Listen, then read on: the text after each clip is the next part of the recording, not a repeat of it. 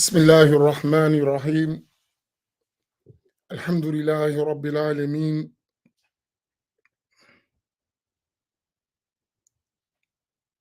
وأفضل الصلاة وأتم التسليم على سيدنا محمد وعلى آله وصحبه أجمعين. اللهم علمنا ما ينفعنا وانفعنا بما علمتنا وزدنا علما. اللهم لا سهل إلا ما جعلته سهلا، وأنت تجعل الحزن إذا شئت سهلا. سبحانك لا علم لنا إلا ما علمتنا إنك أنت العليم الحكيم. أسأل الله تبارك وتعالى أن يجعل نياتنا خالصة لوجهه الكريم.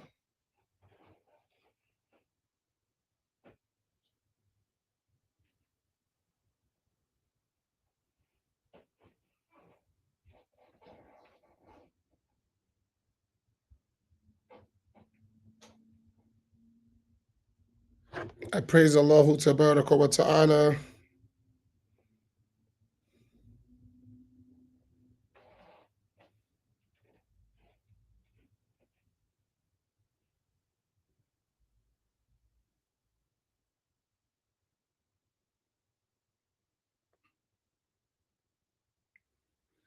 I ask him to raise the rank and status of Prophet Muhammad sallallahu alaihi wasallam, his family, his companions, and all those who follow them in excellence until the day of judgment. I ask Allah tabaraka wa ta'ala to enable us to formulate noble intentions and righteous deeds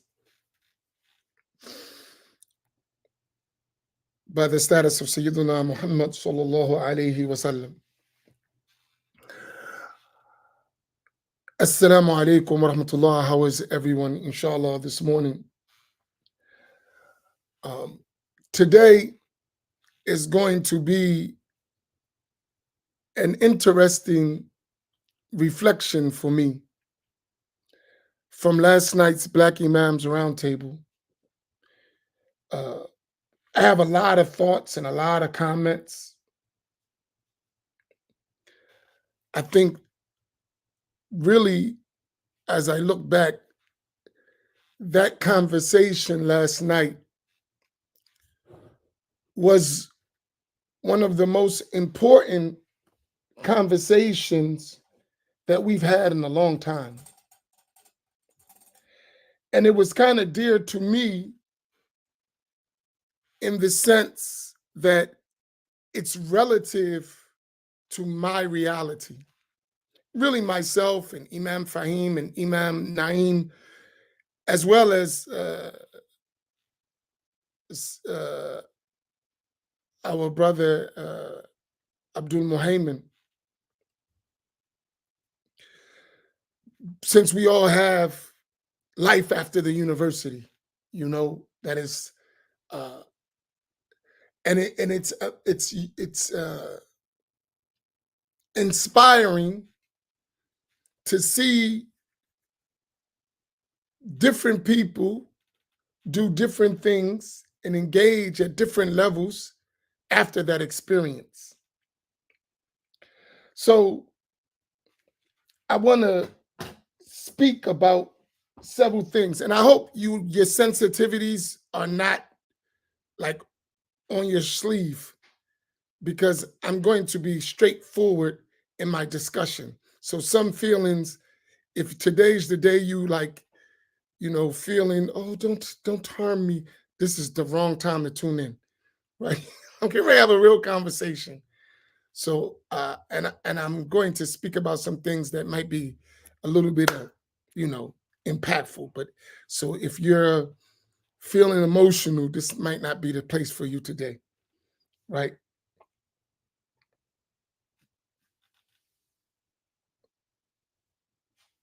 Uh, so there were several things that I want to unpack from last night. Some things that were said, some things that were implied, some things that weren't even talked about, but really were talked about while we were talking. Uh, no, no, no, no, no, no, Imam Fahim, I'm going in today. But it's important you'll benefit from it, especially you, because you're a leader in our community. So I want to take my time and go through it. So this is a conversation. This is not a lesson. This is a conversation between me and you. But in this conversation, I think we'll learn a lot.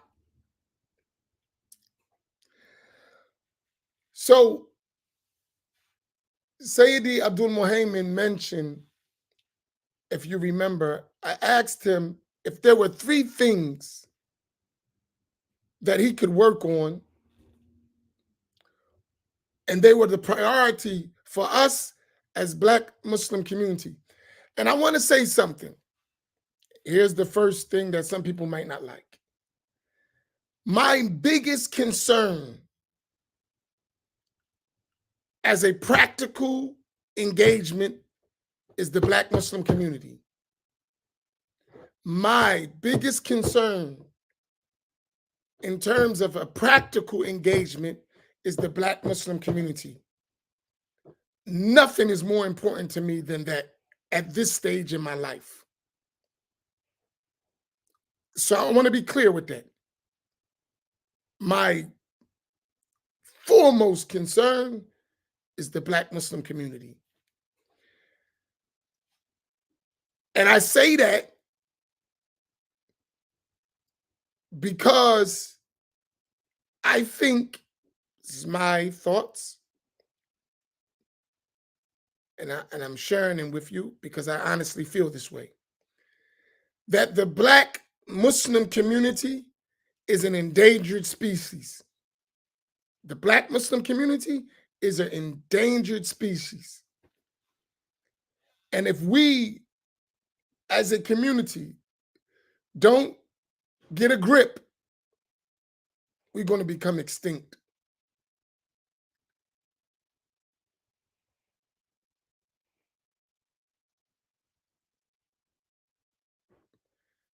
If we don't get a grip, we're going to be extinct.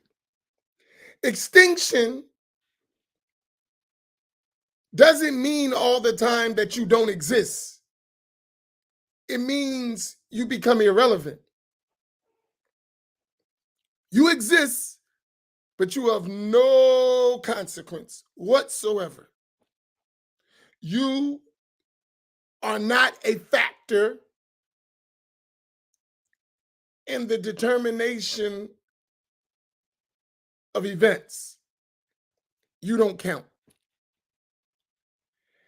And the way the Islamic scene is going, you don't count.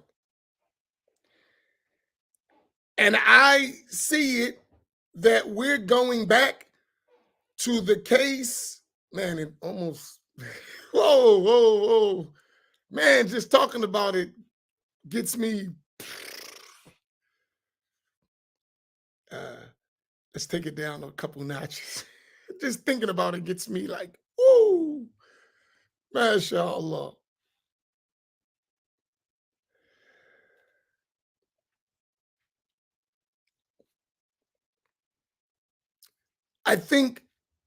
I believe there's a deliberate attempt to make us like that. And we're going back to how we were as a people before we embraced Islam. Instead of being subjects of the white man's oppression, we've become subject of another agenda from another groups of people in the name of Islam. But you have the same status. The second-class citizenship you had in white America, you now have that in Islam. You are, for all intents and purposes, a second-class citizen. You don't count. Now, your pride may say, yes, I do. What do you mean? No, in your mind. In reality, in the society, in the way things is going, you don't count. And there's a reason for that. And I want to discuss that. So I'm talking about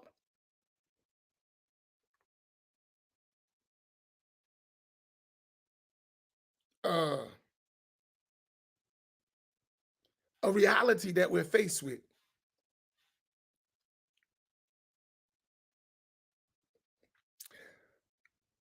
So he mentioned three things. I said that to go back to what he said.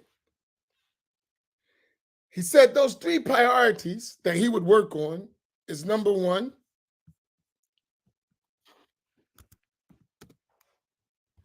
a zawiya.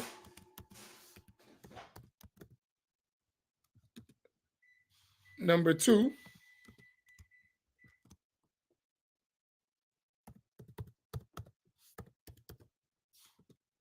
community building. And number three,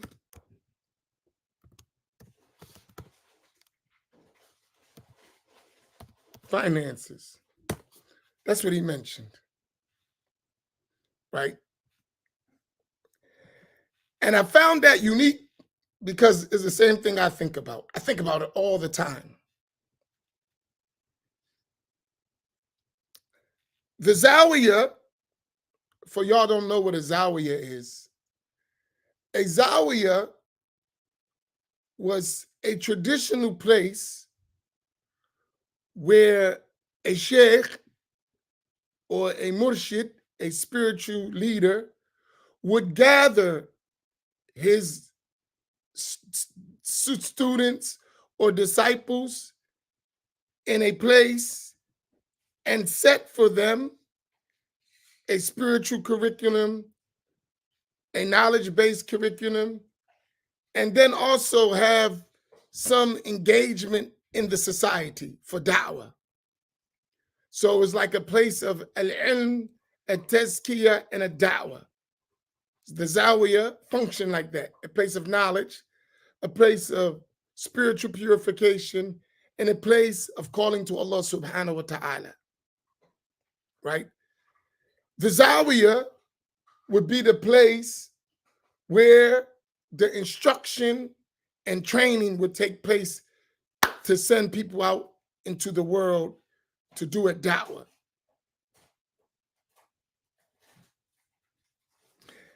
And this is different from a masjid.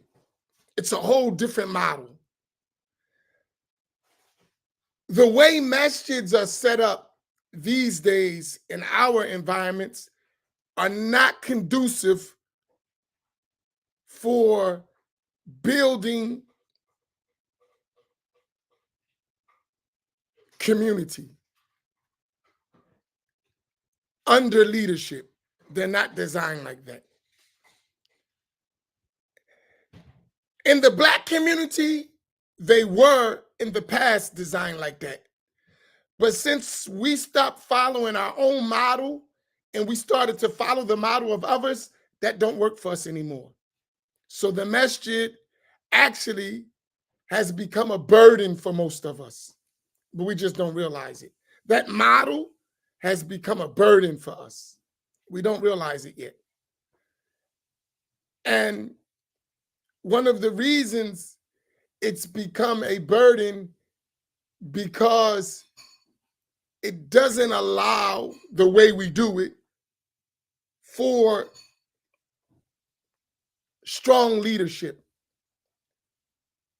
It doesn't allow that. But the zawiya model is designed for leadership and followership. That's the zawiya model. Because the only people at the zawiya are those who are committed to a mission that's led by the leader or a sheikh. In other words, if I may take a movie line, one sound, one band, one sound. One band, one sound. That's the motto of the zawiya. One band, one sound. And there's a band leader or a director, whatever you want to call it, who's actually guiding that group of people.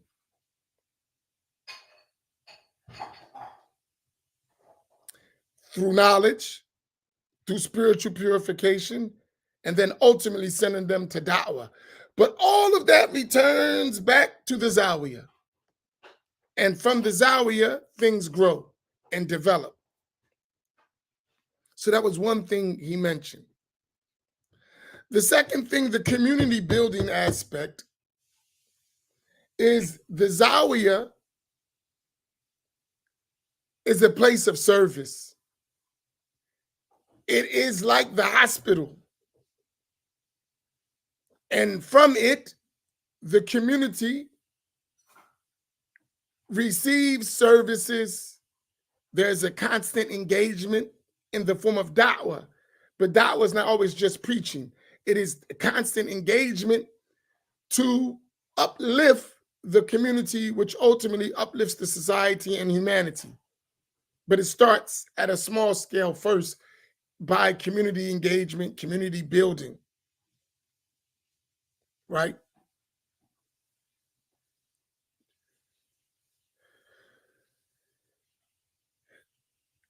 The third aspect, so this is a constant engagement in the community.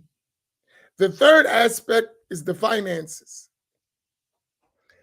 One of our reasons why we struggle with finances is because we don't have followership and leadership. We have a lot of individualism. Everyone, or far too many of us, thinking for ourselves, not the whole.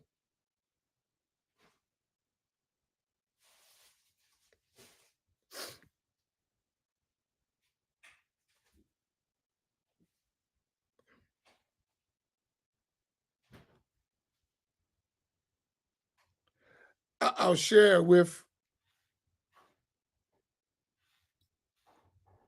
you. I'll answer your questions, Safi King.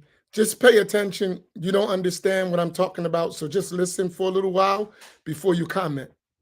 Just listen for a little while. Don't run away because you hear me talking about what you deem as race or race issue or race card or racism. Listen for a little bit.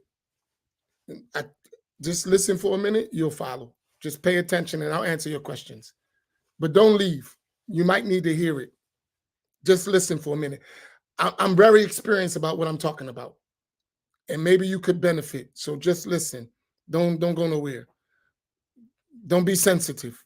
Don't be emotional. Right? Just listen for a minute. Pay attention. I'm a man. I can have a real conversation, seriously. Like, a lot of us are not men. We can't have conversations. We're too sensitive. I can have a real conversation. Like, and I won't get offended. So just do the same thing. And if you're a woman, have that strong personality so we can have a real conversation, even when it hurts. I appreciate it. But I'm going to answer your question. So the finances,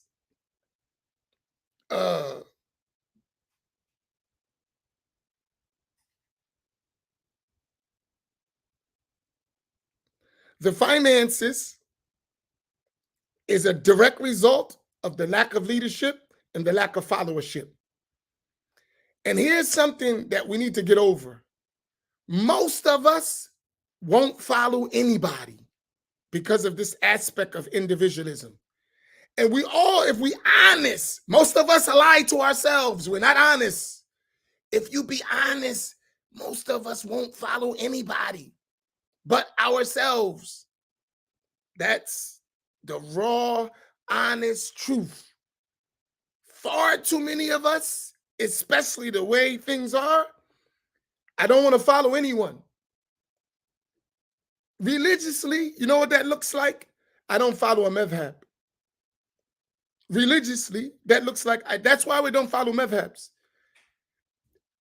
I don't want to follow nobody. I want to do my own thing. And a madhab, religiously, makes me follow. I don't want to follow. I want to do my own stuff. I want my own Islam. Even if I don't know Islam at all, I want my own Islam. And a madhab cuts that out. I actually have to follow somebody. And this is a big problem. And it's why we struggle on the money thing, on the finances.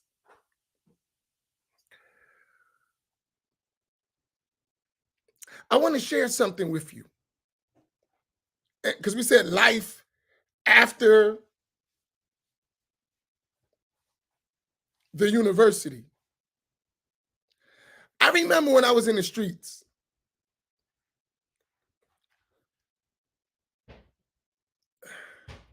And Abdul Muhammad mentioned his past life.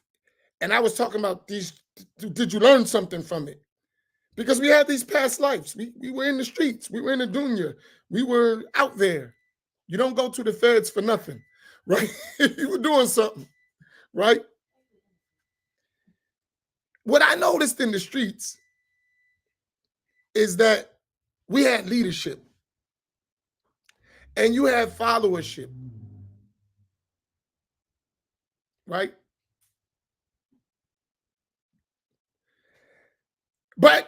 And we got finances because of that. We had people saying, this is what we're doing, and this is what you're going to do. And if you don't do it, there's a consequence for that. Now, some of those consequences were extreme, but you're going to follow, right? And when that two came together, you had outward success. I know this firsthand. We're just talking about the concept of leadership and followership, how it produces finances. Because you have one band, one sound. Even though in that concept, you have a mixture of ideas and methodologies, you actually got one leader who's actually saying, this is where we're going, right?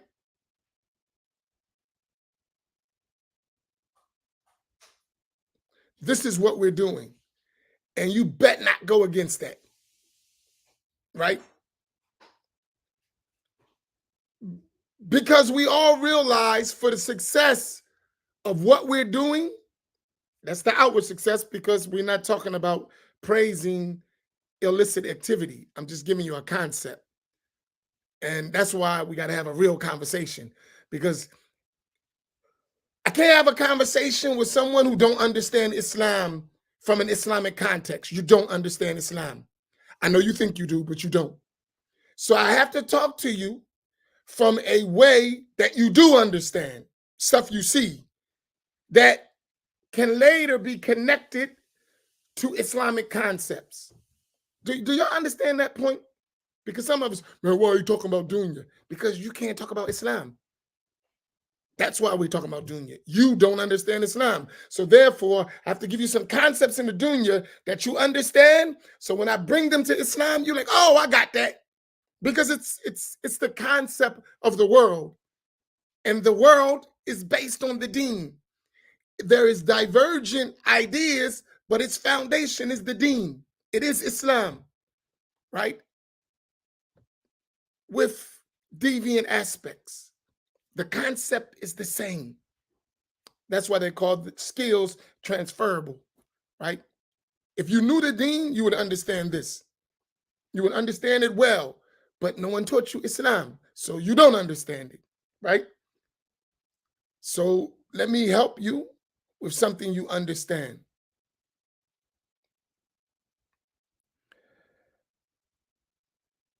So that's why I say you got to listen.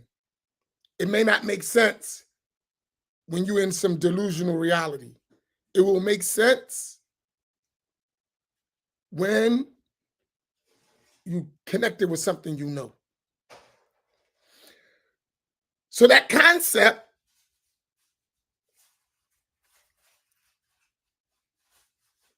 of this is what we're doing and this is what we're not doing. And we're going here, and all of us are going here. Yeah, all of us are going to the university when this is over. We're going somewhere. It's called the university, and all of us is going when we finish.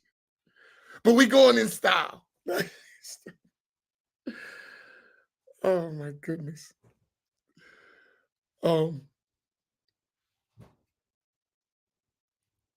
So there is this concept of leadership and followership. That's the only way you're going to get finance. No big company runs without leadership and people who follow that leadership. No company is successful without that. Let me ask a question. Do y'all realize that together collectively? I want to answer. Do we realize, all of us, that no successful institution or company will be successful without leadership and followership? Do we realize that?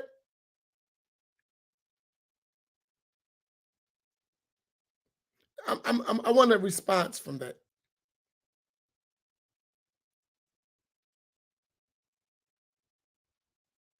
Please, everyone, there's a lot of y'all. Answer me. I mean, please engage me. It's a trick question right now, but go. Answer, seriously. Think about it.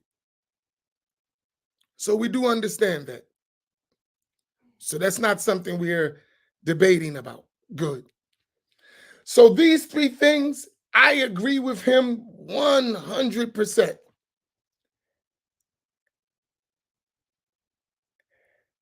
Now, since we're thinking the same, how do we make this a reality?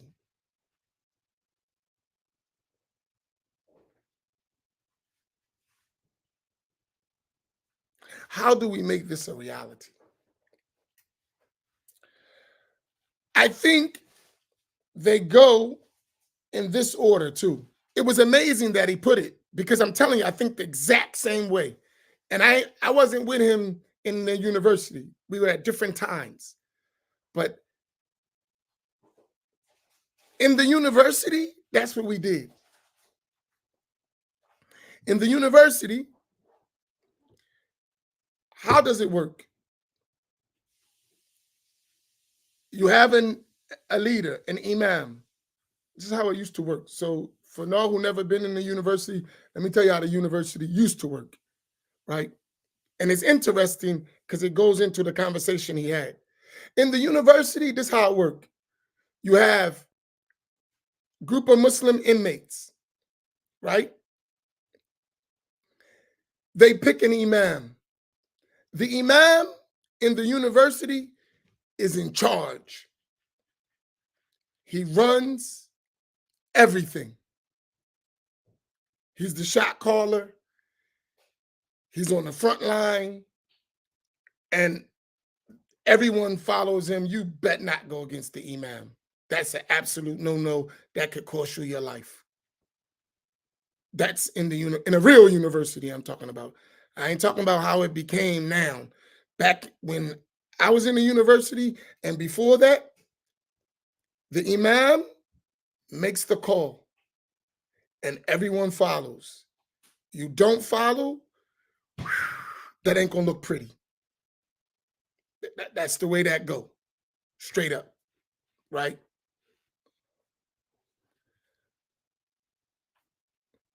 What you build from that is your own community. So the Muslims become like a family. And we sometimes we now in different places we go, we get this unity of brothers who were in the university together. And you can automatically see the family among us. Like you can feel it, right? You can feel the family. That's that community building. And then from that, because we would work together, we would take our resources and put them together.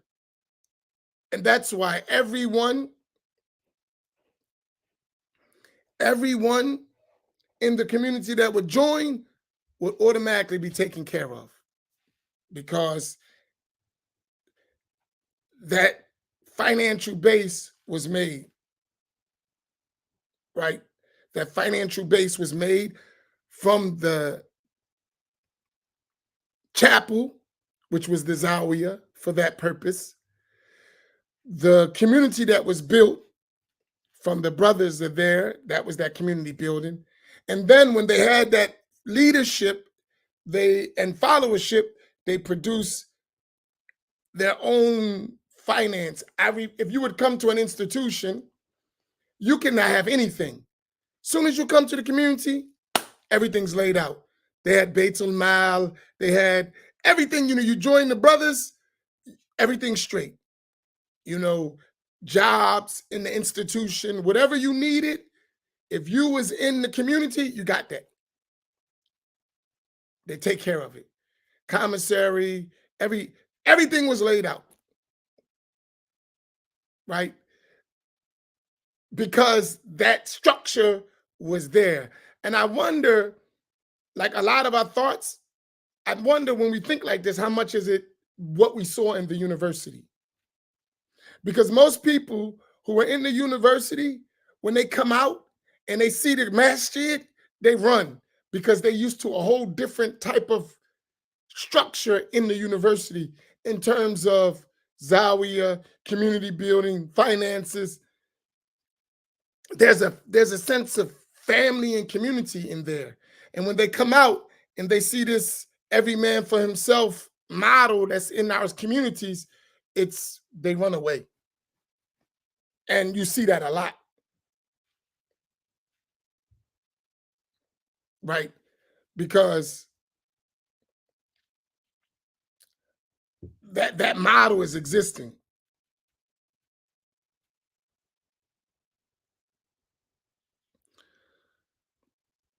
And I'm thinking about a lot of things as I'm going, because I didn't write all this down, so it's just like conversation that I'm going to actually list out even further. I'm just reflecting.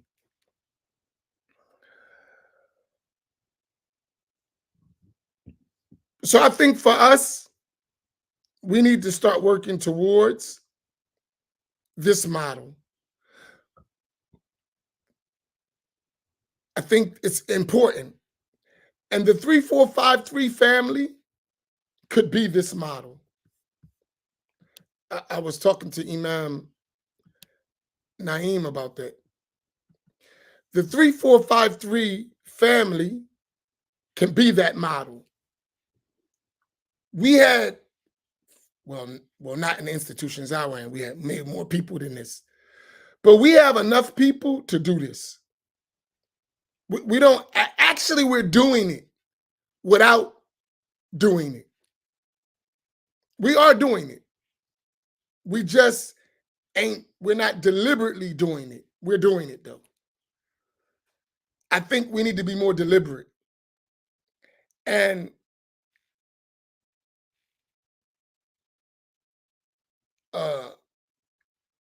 I want to really discuss that.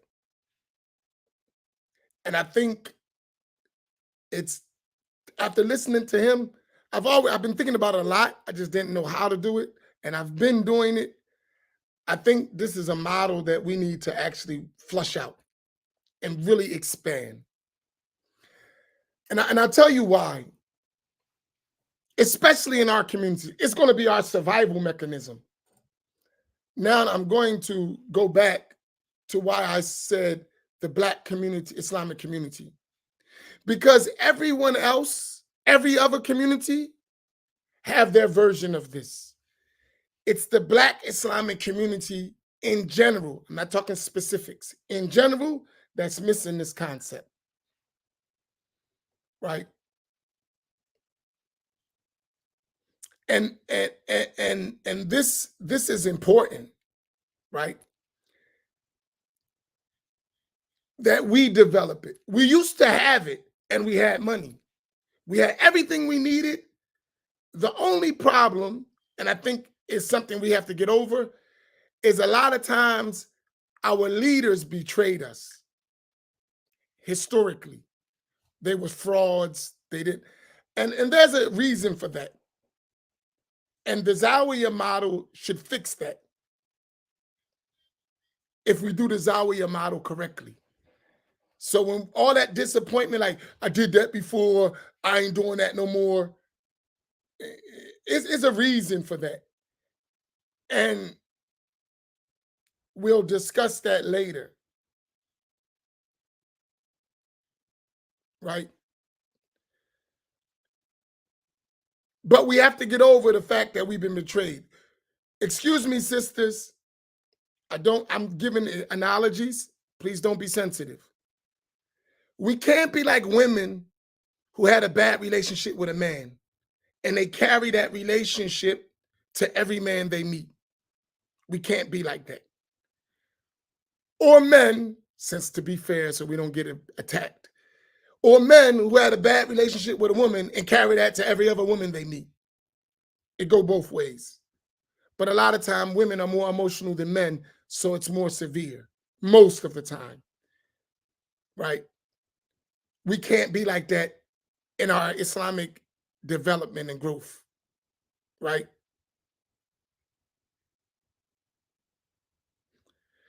We have to actually learn from our past. The good of it, take. The bad of it, avoid. We have to learn that. We can't allow the dysfunction or trauma that we went through as a people in community building to make us throw in the towel. We can't do that. We have to deliberately focus on finding someone who we can do the Zawiya model with. We have to do that. That's a task, right?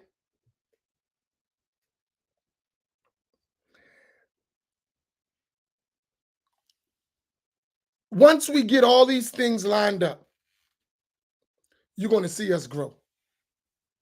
Once we get these things, these three, so just write these three things down. That's why I left them up.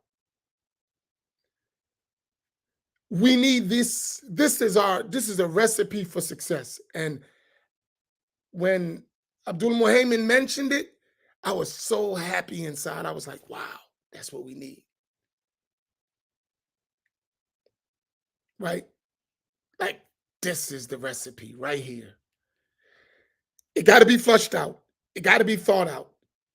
But for the Black Islamic community especially, this is what's needed. And I'm gonna break each one of these down. Today is Wednesday, Thursday, Friday. Over the next 2 days, I'm gonna show you what this looks like in my mind, right? Because I've lived it, I've seen it, and I know the mistakes.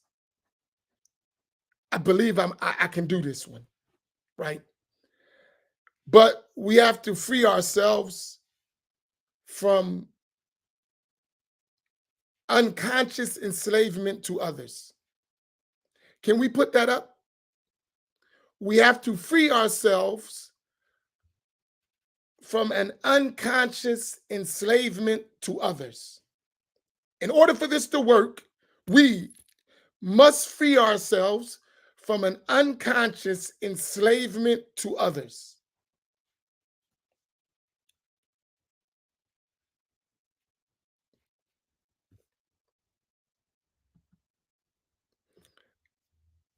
Do y'all follow that?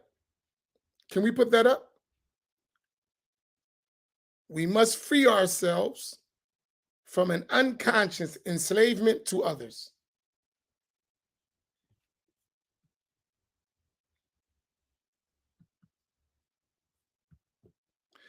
This is a deep one.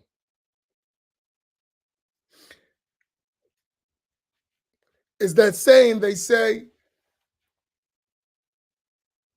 I freed 100 slaves and I would have freed thousands more if they knew they were slaves, or that type of ideology. I freed 100 slaves and I would have freed thousands more if they knew they were slaves. Man, this is a deep one. And it hurts. It goes to the core of the matter. Whenever someone tells you, why are you talking about race, you should automatically know they're comfortable with your unconscious enslavement without even realizing it. When someone tells us, why are you talking about black stuff? What?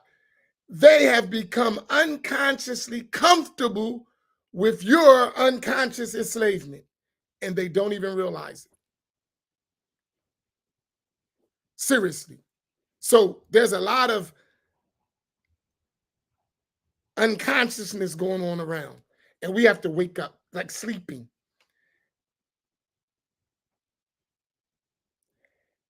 That doesn't mean you're against anything.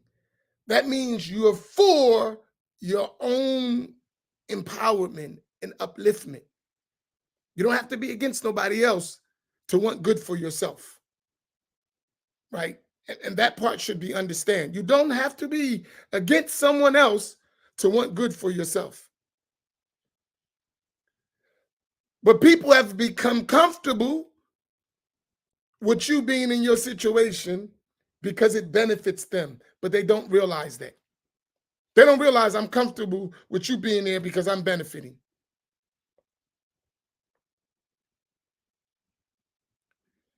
And this is something that we have to have the talk.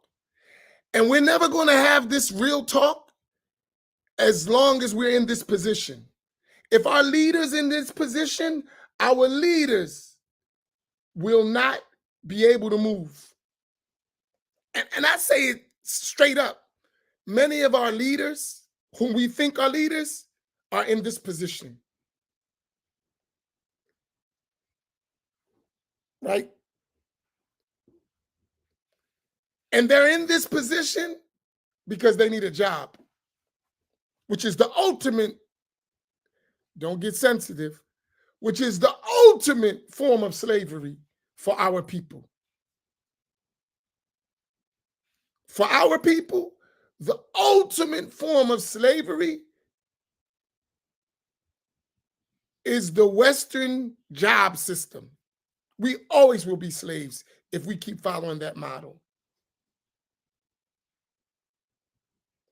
Unconscious slaves, but yet let alone you're still a slave. We need a model that allows us to be independent. And if we are workers, we are workers for our own development. That's a serious one. And when you do that, you'll come to the table different. And then you can actually eliminate racism. But as long as you are an unconscious slave, you'll never remove the racism you're talking about. You'll remain in it. You will remain in that state.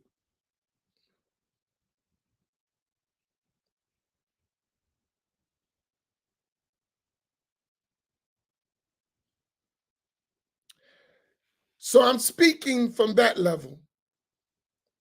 And I'm a flush all this out later because I'm at the end of this one. So I'm gonna leave you hanging for a minute. But I'll open up for some quick questions. Because I'm gonna continue this tomorrow morning. And I'm gonna actually flush all those things out a little bit more. In fact, I may go all the way to Sunday, because Saturday and Sunday, the reader will not be able to make it. So for the Ihya, so I may just flush it out from here to Sunday, flush this thing out, and really guide us into the upcoming Islamic Unity Conference. So if you have questions, what I said, comments, put it in now. I'm gonna address our brother. All right. Why have you made Islam a race issue? And your next thing was, there is no race in Islam. Okay. Now, let's deal with those. Number one, where are you from, Safi King? Where are you from? Are you still there? We can have a conversation. I don't run from conversations. I like to talk. I like to have real, like, those conversations you uncomfortable with, I love to have them.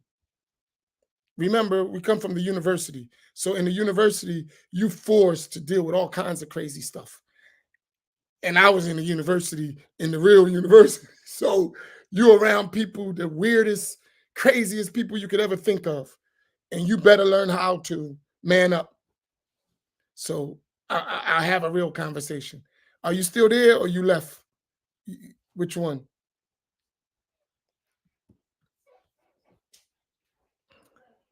But I'm gonna answer the question, and hopefully that person is still there. Number one, I ain't make Islam a race issue. Islam has always had in it race issues.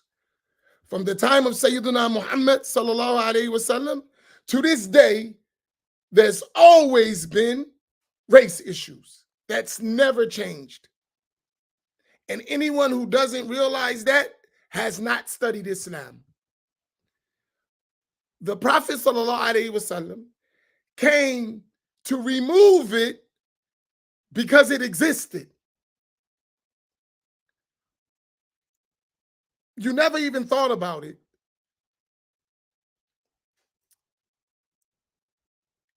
Race was a real issue in the time of the Prophet sallallahu alaihi wasallam. They actually had slaves. They actually thought of Black people in the Arabian Peninsula as less than. That existed. And even in reports, you'll find it come out in words directly. So I didn't make no race issue, right? Islam has always dealt with the race issue. And if you read historically from the time of the Prophet ﷺ to that day, and you go over, if you read the books, you'll see the issue of race brought up. Anyone who doesn't, I know ain't studied Islam. You have not studied our tradition well if you think that there has never been an issue of race. You're deluded. You just haven't studied. And we could go on and on and on and on and on to show this idea. So that ain't me, that's reality. Islam came to solve the race issue. And it came to solve it. And it gave us principles by which we could overcome it. Because that's a human problem, not just a religious issue. Am I clear? But since you're not there, you wasn't really serious about, I don't know, maybe you had something to do. Let me think good of you, right? So that issue of race is real. We still live in it today. Let me give you an example. Let me show you the university. When you would come in the university, no matter who you were, no matter what race you were, if you came in the community, you was taken care of. Everything you needed to survive in that society, in the university, the community would help you with that. That was a given. Like your startup package, everything you needed to get settled, clothes, cosmetics, money, whatever you needed would be given to you. I'll give you an example of that. There is a brother, he's my brother. I love this guy, man. Really, he's one of the closest people in my life.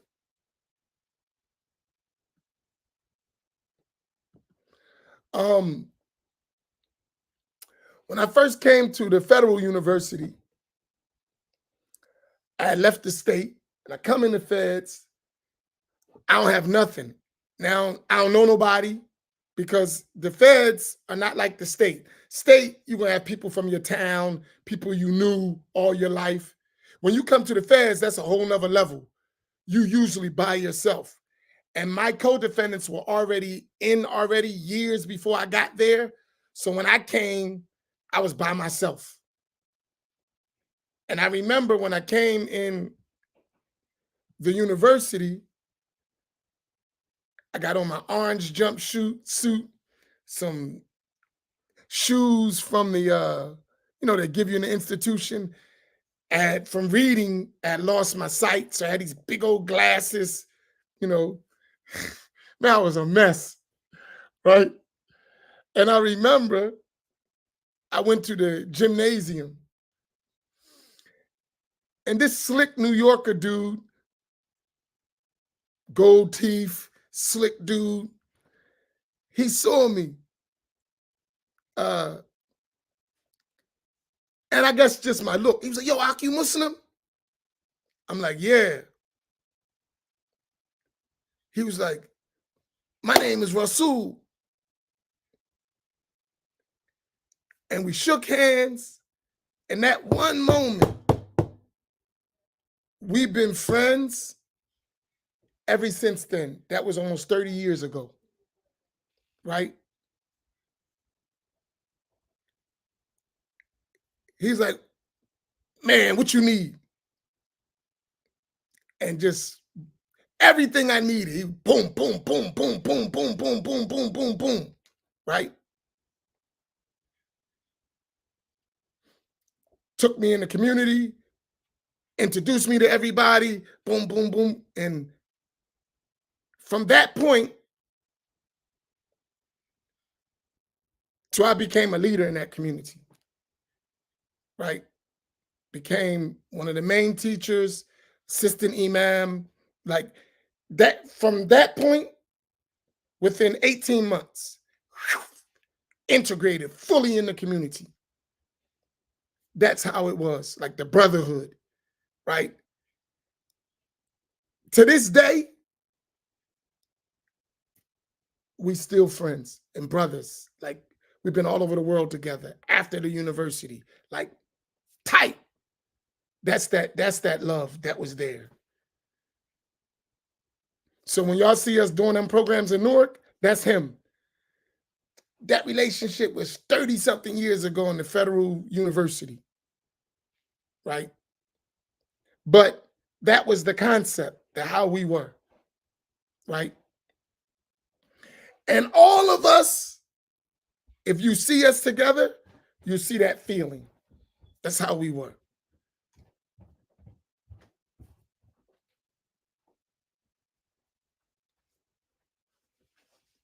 Yeah, he was a slick New York dude from Queens.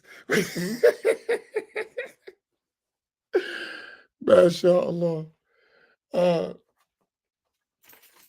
He's old man now. He don't look the same. Want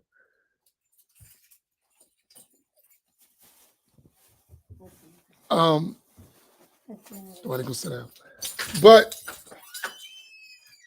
that brotherhood, subhanAllah, and to this day, we're like that. That was a concept. But no matter where you were from, white, Spanish, Arab, Desi, everybody got treated like that in that community. Every single person, right? Arab, when you came in that community, that's how it was for everybody, right? And that's why none of us, when you see us today, we still have reunions and stuff. If you see the brotherhood between us, you'd be like, whoa, these dudes. But we all over the country, some in different places, we all was tight. That was like the way we were, right? And those relationships is the same kind of relationships we need in society. That's how the community should be. But that's a zawiya model. The masjid model that we have today is too individualistic. Everybody do what they want. But in that model, there's the imam, master po, right? And then there's the community who support that leadership.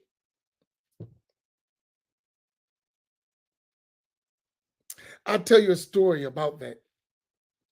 It was when I really saw how it really was. So they have, all right, stories from the cell, right? So we was in the chapel, and it was during Jumu'ah. And, you know, sometimes on the compound, you have incidents and they call for immediate lockdown. Everybody got to go back to their cells, right? And I was at the beginning of my federal bid at this time. So something happened in the institution, the warning sirens go off, and we in Jumu'ah. Now, I got to give you this picture so you can see it. Jumu'ah has at least between 300 to 500 people, right? And so that's the institution. At that institution probably was only like 1,500 people. So a third of those people are Muslim in Jumu'ah. So I want you to picture this, right? A third of the population is Muslim, right? Or affiliated with Islam. So the imam is giving the khutbah. They come in and say, all right, lockdown, y'all got to go back to your cells. Now you're in the chapel, it's big, and we got guards all around the entrances, security. This is inside the institution. Now, you know, you got COs, and nobody cared nothing about that stuff. You got your own security in there. And so the guards come to the door, and the security's like, you can't come in here.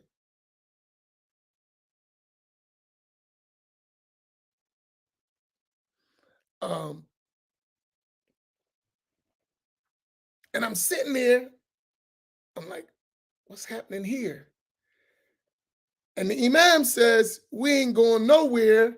Nobody better not move, and they better not come in here.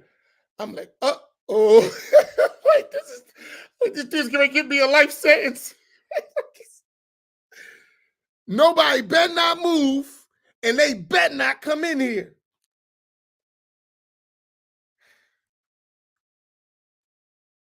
I'll never forget this. I'm like, whoa, this is getting ready to go down. Now, I had already did time, so I know what this means. We getting ready to die up in this joint, right? I mean, the norm. But I'm not paying attention that we outnumber the police, right? I'm young. I'm only in my 20s, right? Early 20s. I'm not realizing all the dynamics that's going on here. We actually outnumber the police.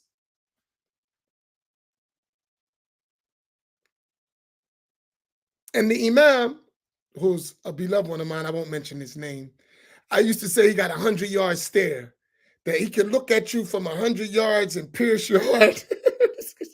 Like, He had done already like 30 something years, already done. And he had that look, right? Just like, man, you better not move and they better not come in here. And that look, like, and I mean business. And everybody around mean business.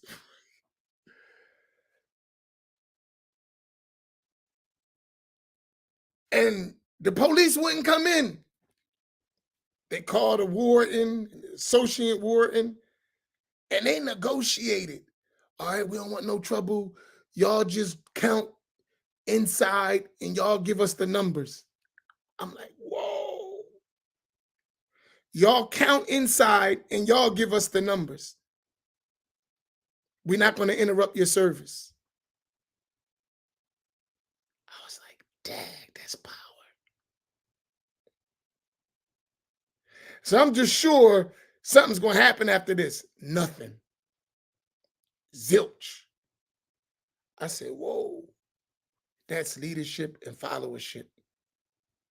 That's when, even in that situation, when you together,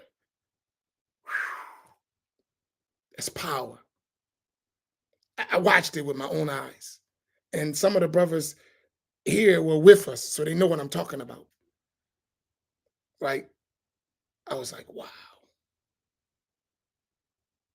I was like, wow.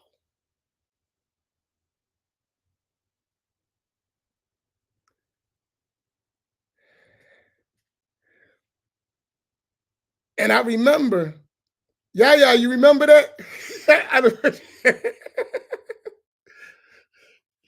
Oh my goodness. Oh, that was an intense one. Uh, um,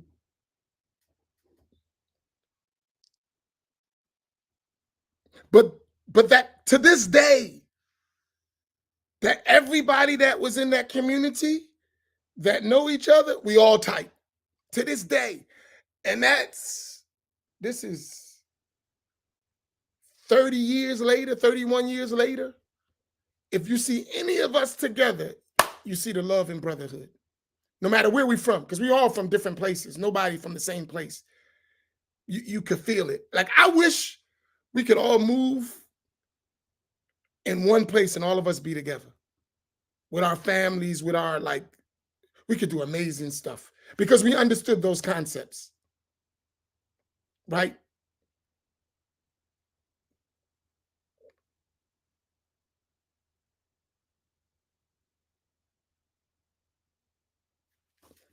Um,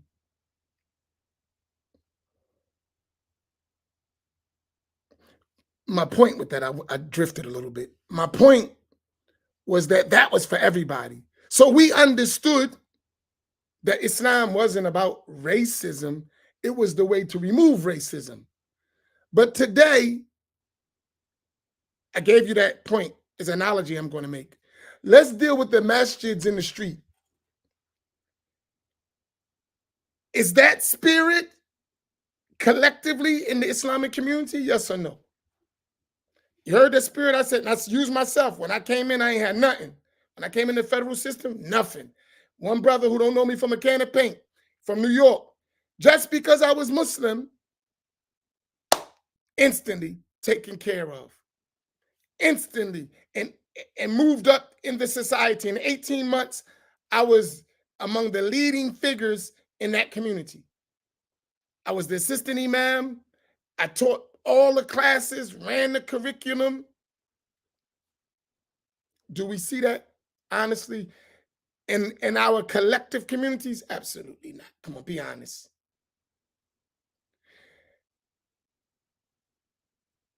What we have in our communities is separation based on race and ethnicity. You got the Desi Masjid, the Arab Masjid, the African Masjid, and that's how it works. Black masjids, and then when there's the mixture, that's, go look at our communities, you'll see it. That's the norm.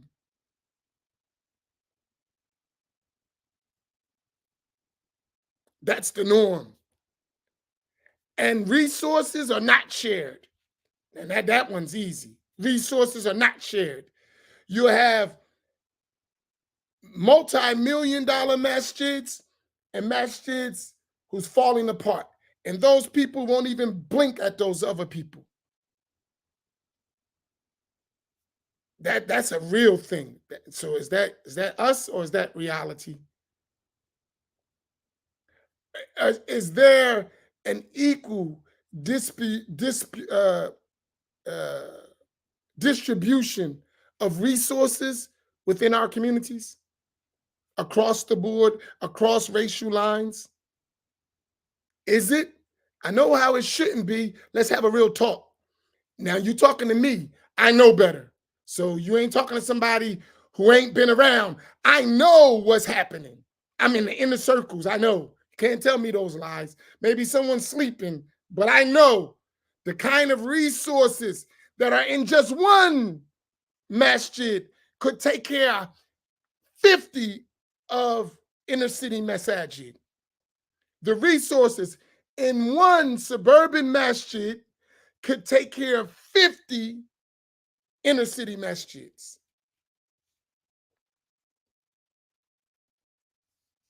Right? And Masjid Muhammad is an affluent masjid in terms of most of the masjids in our inner cities. Masjid Muhammad is affluent compared to most other masjids in the inner city, especially in the Black community. So this is stuff I know for a fact, right? But there's no real distribution of, there's no real brotherhood, there's no real working. So is it us calling to racism, or is that what's existing and we identifying it to actually help us get over it?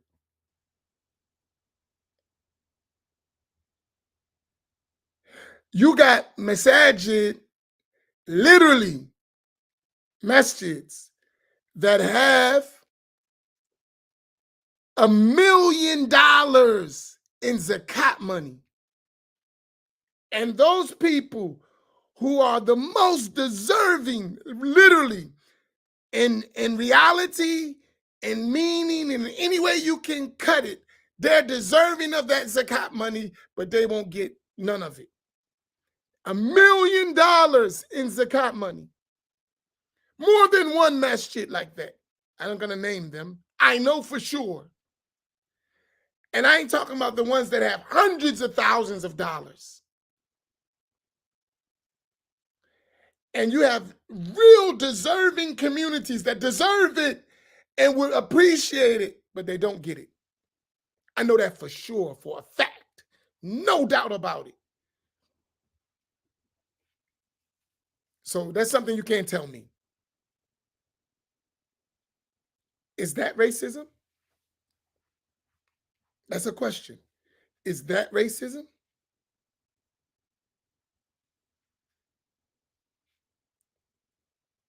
I know the average salary of imams in those communities is 75,000 and above. The average salary for the inner city imam is zero. The average salary for the imam in those communities is 75,000 and above. With that zakat money, the average salary for imams in the inner cities are zero. Where's the brotherhood? I could go really in. They would hire Black imams, pay them nothing or bare minimum survival wages,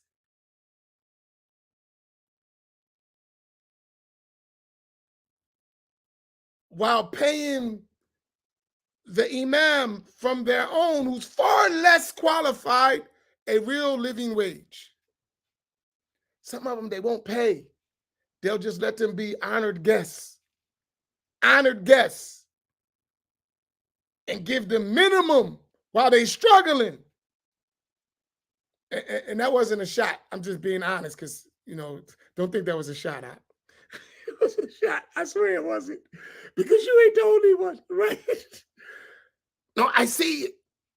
Is that racism? Did you say why y'all so racist? Why y'all made Islam racist? Did you say that? I said we having real conversation, right? Did you say that? Did you say this is not Islam what y'all doing? Did you say that? No.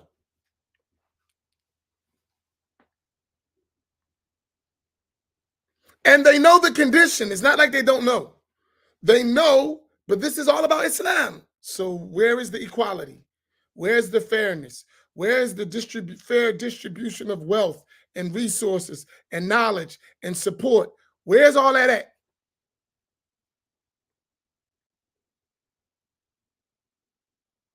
Can we have a real talk? Can we have a real talk?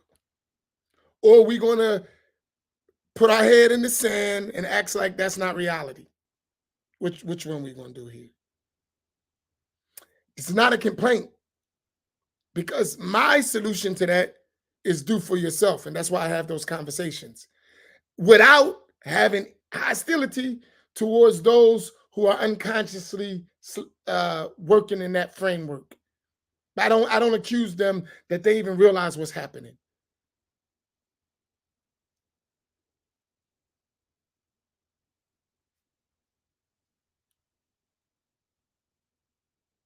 Do you follow my point?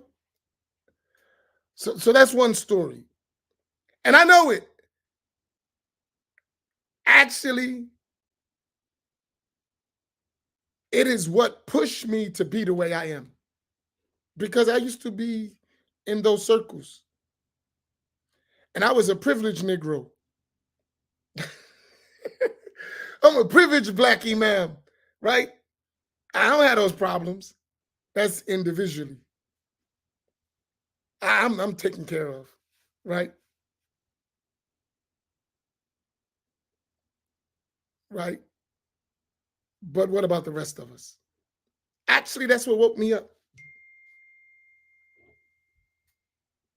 That's what woke me up. Because people ask me, Imam, what happened to you? I got tired of watching this stuff, honestly.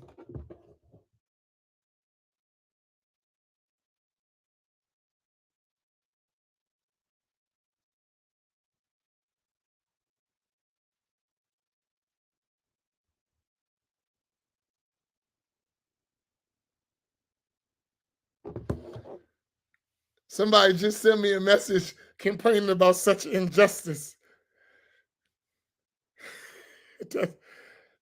Is what I'm talking about. But listen, stop crying. Now you understand why we need zawiya, community building, and finances. Don't cry about it. You got to do something about it. But in order sometimes to do something, somebody got to wake you up, smack you up a little bit. Hey, wake up. That's what we need. I remember when I became the imam, Captain Dennis. I don't know where you at, black man. He was a captain in the nation. He said to me, Imam, I want to tell you something, brother. Just I could give you one piece of advice. We was doing some community stuff. He said, our people, you got to put your foot there and don't move it. And he lifted his foot up, like put it in the backside. He said, and don't move it. If you move your foot, we not going to move. Put your foot there and don't move it. Man, that was the best advice I've ever heard in terms of community building. At the time, I didn't know what the hell he was talking about. But from being a leader for all these years, I know exactly what he was talking about. If you don't move us, we not going to move. If you don't move us, we're not going to move.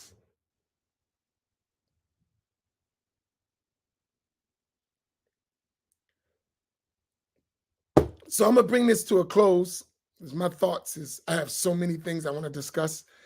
Did anyone understand my basic point? Or some of you? Did you understand my basic point Forget all the details. Did you get the basic point that I was mentioning? Because I'm gonna build on it. So I need to make sure we on the same page.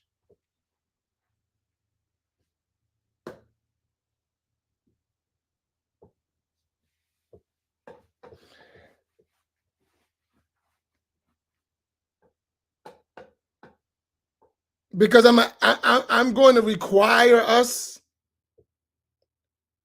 to do something about all this, right?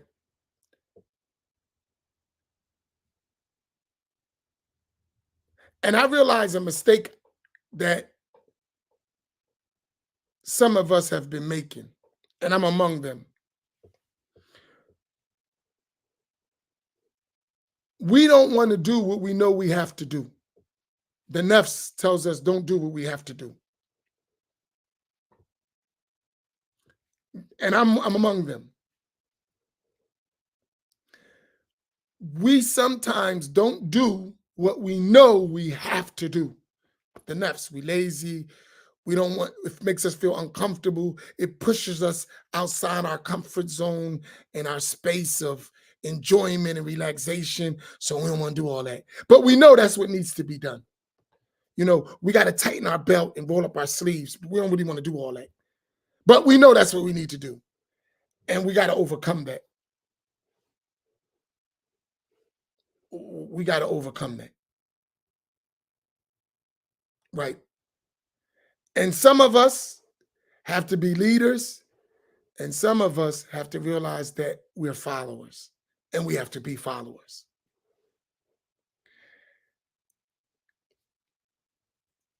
And Allah subhanahu wa ta'ala lays that out. He makes it easy for us. We just got to follow it, right?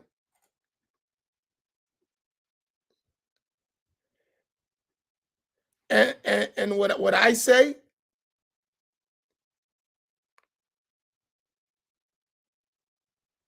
someone asked me, we were talking about this yesterday, in fact, in the masjid.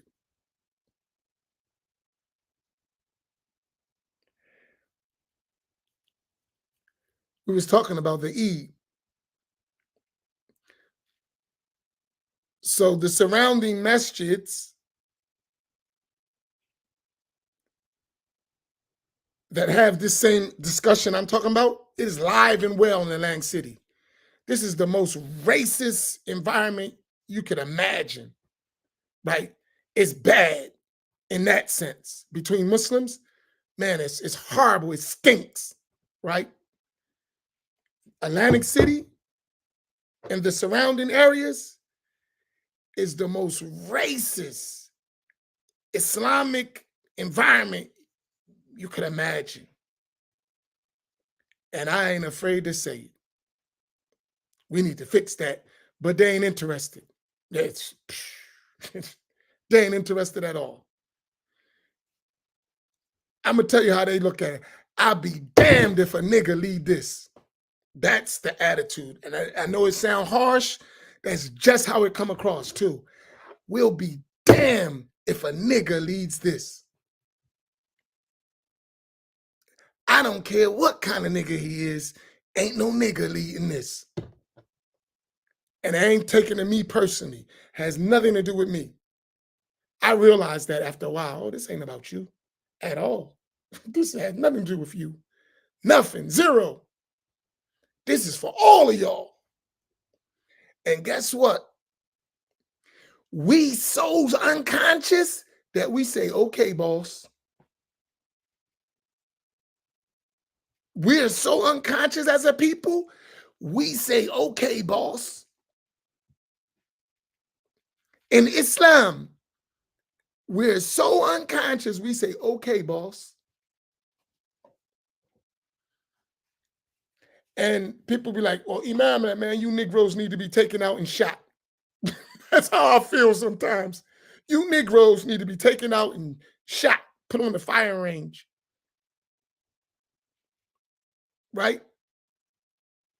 Because it's clear and manifest right in our faces.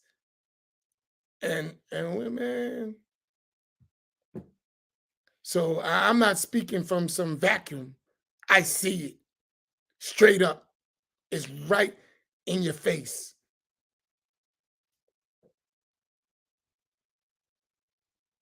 Now that may hurt. If it hurts you hearing it, how do you think it actually living it? It hurts you just hearing it.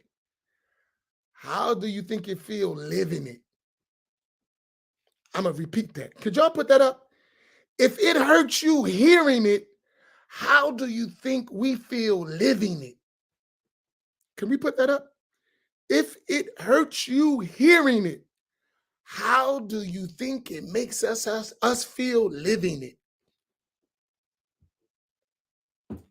You don't even like to hear it. How about living it?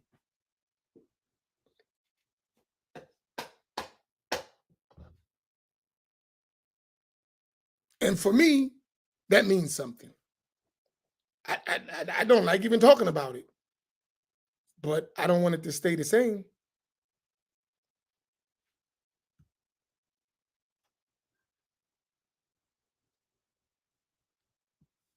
Right?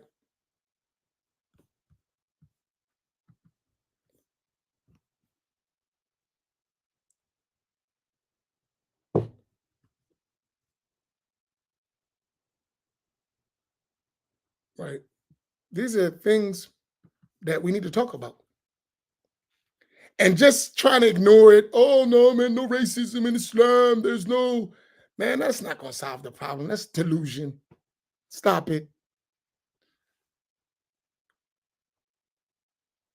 Stop it. It's delusion. And we used to not be that deluded as African American Muslims. I lived in a time where all African American Muslims in general were into building, motivating their communities. I came through that. And know what they told us? Y'all was deviants. Y'all wasn't really on Islam, which has an element of truth. And we left everything that we did to become someone else. And we got right back to realize we were sadly mistaken. I seen it. I can historically talk about it. I could go all over with it. This is not something I'm just imagining. If we have real conversations without you tap dancing, we can have a real talk. But I know you're gonna dance to Master's tune. Boop, boop, boop, boop, boop. I know us. And we're gonna Islamicize our slave mentality, and we're gonna put some Quran and Hadith on it, and not deal with reality. I know us. Uh, oh, I'll have a good opinion. You just punch me in the mouth. What do you mean have a good opinion? You punch me in the mouth. That's true. Not really. I was really giving you a hug. Yeah, my mouth is bleeding. What do you mean? You was giving me a hug. How can you think good of me, brother? You just punched me in the mouth and I'm bleeding. Blood is pouring down from my mouth. And you talking about you was giving me a hug. That's us. Astaghfirullah. You know he was just trying to hug you. Find 70 excuses for your brother. We're ridiculous. Come on, man. Stop it.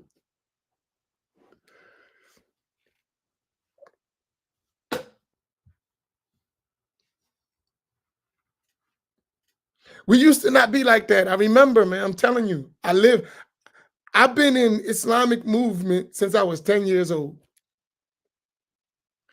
So I'm 54 now. That's 44 years of experience in all kinds of environments, all around the world, all around the country. In the worst stuff, I've been seeing it. I'm not no rookie. I'm a veteran. I'm just young, but I'm a veteran. I've been around for a long time. You can't tell me that. I've seen it. I watched it. And I've been at all levels, all around the world. I actually sat with scholars and been with them and spent time with them and traveled with them and lived with them. And yeah, I did. And I actually been with the worst of people you can imagine. I had a lot of experience in those 44 years, right? So you're not talking to a rookie. No, I understand. And I know what's been hidden from us. Do I know everything? No. And it's way more than I know. So imagine how bad it is. If what I know is something that we need to be concerned about, imagine what I don't know. Right? Because we don't think as devious as some of these human devils think. We don't even think like that. So we can't even imagine the plots and levels of evil that some people go to because we don't think like that. Right?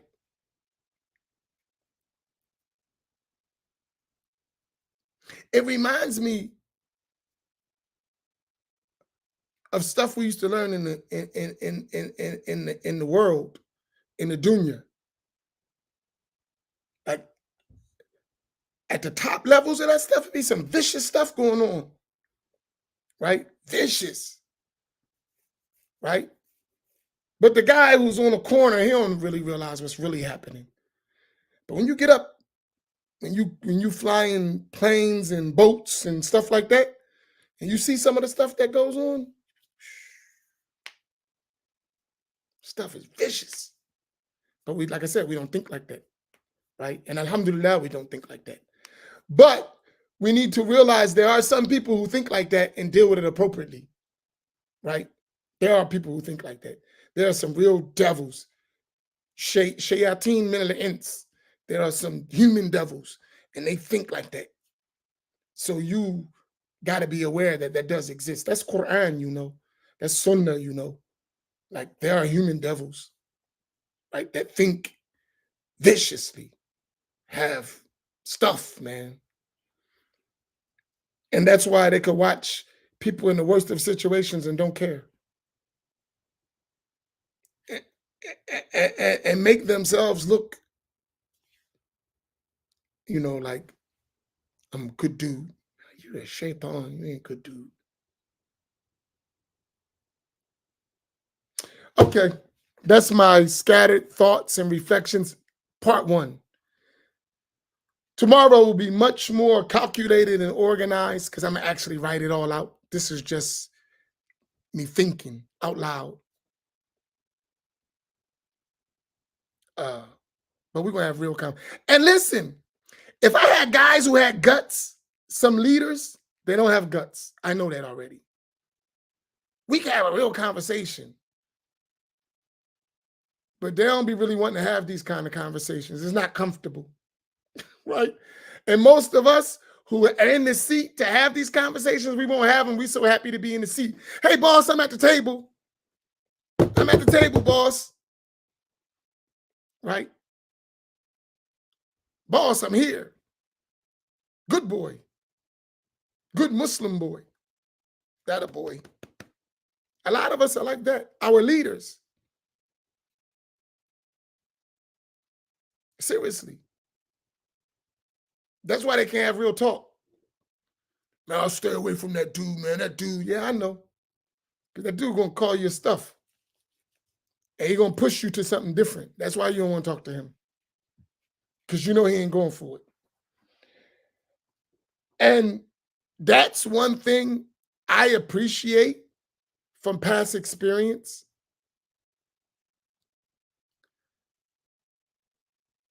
And I thank Allah for those experiences,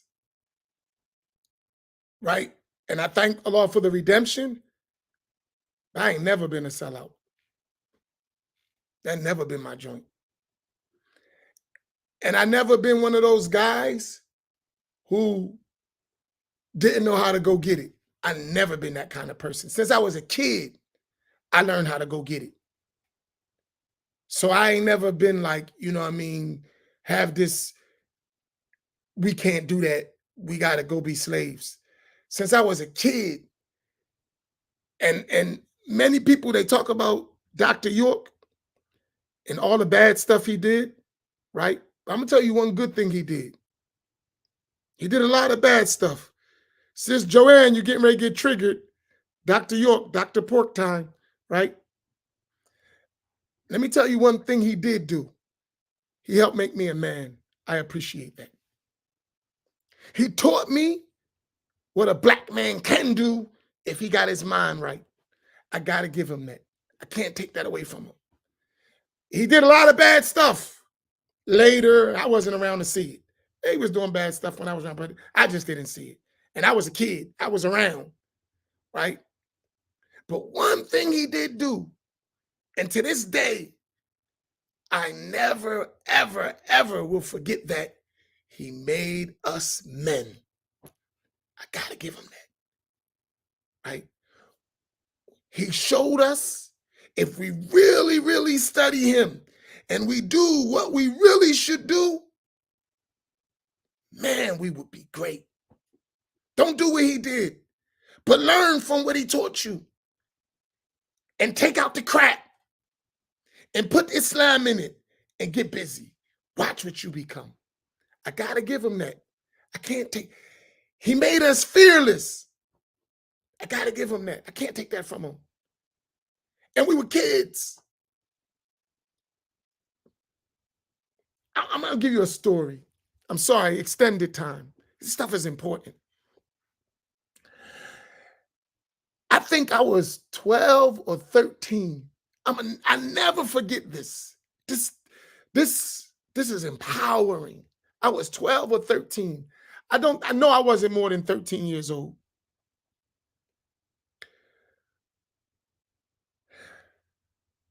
Yeah, because 13, you in high school, right? Like ninth grade, somewhere around there. What grade you in when you're 13? High school? Ninth grade, eighth grade, going to ninth grade? Come on, Atlantic City people. How old are you? And 13 years old, what grade you in? I was a rebel, so I didn't go to school much. So I don't remember. I was a rebel. I was on black time. I was bucking everything, right? Eighth grade. So I was on like 13. Picture this. Eighth grade, right? I used to go from Atlantic City. So eighth grade, 13, that's 1983, 82. Listen, 82, 83. I'm 12, 13 years old. Atlantic City is by bus ride, New Jersey Transit, Greyhound, 2.5 hours away. Now, New Yorkers, people from Philly, New York, anyone who was in the 80s, I want you to picture this because you know the scene. You got to know the scene, right? Can't be a mark. You got to know the scene. Stop, right? I'm 12, 13. I used to go from Atlantic City, catch the New Jersey Transit,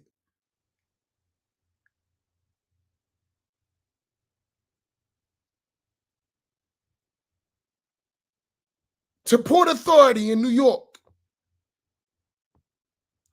in the 80s. That's 42nd Street. Do you know what 42nd Street, Port Authority used to look like in the early 80s? New Yorkers, what was that like? What was that like? In the 80s, 82, 83, Port Authority, 42nd Street. You remember what that used to look like in those days?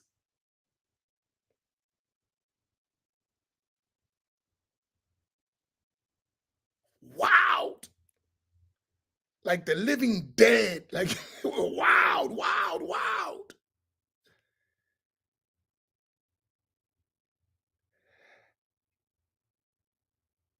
And I used to go there, get from Port Authority all the way to Brooklyn on the trains in those days. I was 12 or 13 years old. 12 or 13 from way in Atlantic City, hitting New York.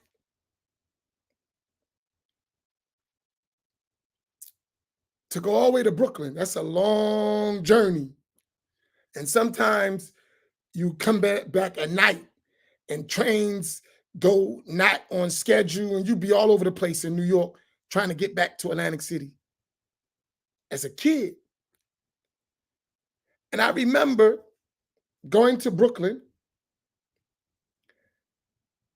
And I was young, so they were fascinated about that.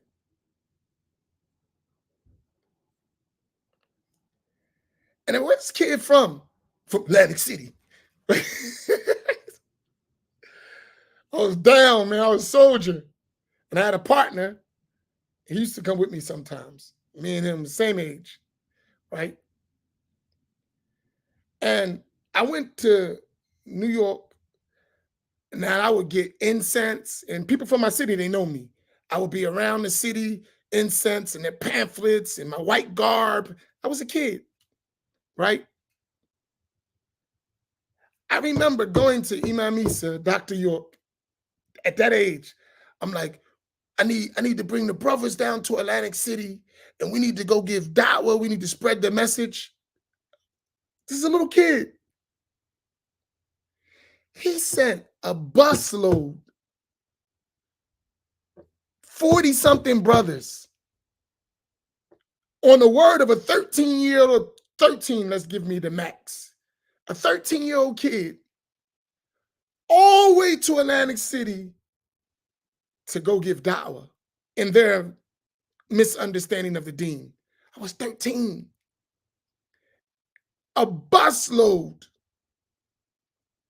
40-something brothers with books, pamphlets, or everything, just go give it away at the word of a 13-year-old.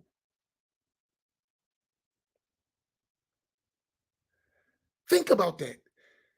Wait a minute, think about something. That they had their own books, that they had their own bus, that they had that many brothers to be committed to do that at the word of a 13-year-old. That's leadership. That's followership. That's insane when you think about it. I'm talking about, like, this was black people, though. Forget about the doctrine. Let's put that to the side, because we can fix that part, right? Think about the commitment. Think about the mindset of what they were building. You follow my point? See, because we'll get wrapped up, oh, they was deviant. Well, you still deviant. You think Allah sit in heaven. What are you talking about? But you don't want to address that. You think Allah got limbs and move. You still deviant. You still don't know Islam. So what's the difference? So since we're talking about that, so let's get the point, right? Oh, they was deviant. That was kufr. Huh? Say that again? What they call that stuff, that Tedseem and Tashbih you doing today? What's the difference? That's one form of kufr, and this is another form of ugly kufr. What's the difference? Black people still suffering from the ignorance of the deen. What are you talking about? And you think you're on the sunnah. What's the difference? I know, don't have that conversation. Now I'm being mean, right? But think about that. Think about where we were at as a people. I know, especially when I hit Tedseem and Teshbih, right? It really triggers us. I said don't be triggered. We're having a real talk, right? We're just trying to make stuff that's contradicting Islam normal. We got to forget that. No. Even if it's a misunderstanding, is a misunderstanding. Even if we're not going to call everyone kafir, that's a misunderstanding and we need to fix it. It can't remain. It can't be normalized. It can't become okay. It's fine. No. Let's not misunderstand, right? Let's not go there, because that's where we go. We start, oh, it ain't kufr, so that means we accept? No, we don't accept. It's wrong. It's not going to work for us. We got to fix it. Right? Let's be fair. Let's be real men. Real talk.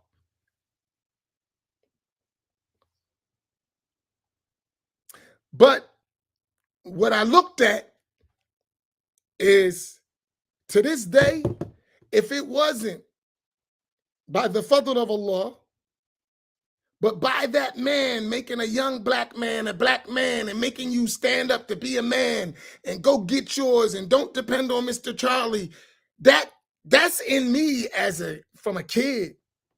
I'm giving you my training as a kid. That was in me. Nah, man, I ain't a slave to nobody. I was a proud black man, right? That ain't changed. And that's why I see I don't have that nature, that quit, that I don't have that. Since we was kids, we were trained like that. Go be a soldier. And I was a kid. I'm saying going through that, getting up as a teenager, fudger time to 12 midnight, go do the work. Get out there and go do the work. That nature, that was a training. Now just use it for the right stuff. All right, take all that kufr, take all that racism, take all that nonsense out, and I need you to be that man with the truth. That same soldier you were with all that falsehood, I need you to be that soldier with the truth. You follow my point? And we don't have that kind of soldier no more. And you ask the people today to do a quarter of the stuff we used to do, they have probably go fall out somewhere. But we need to develop those type of soldiers. The zawiya will develop those type of people, right? The zawiya will develop those type of people.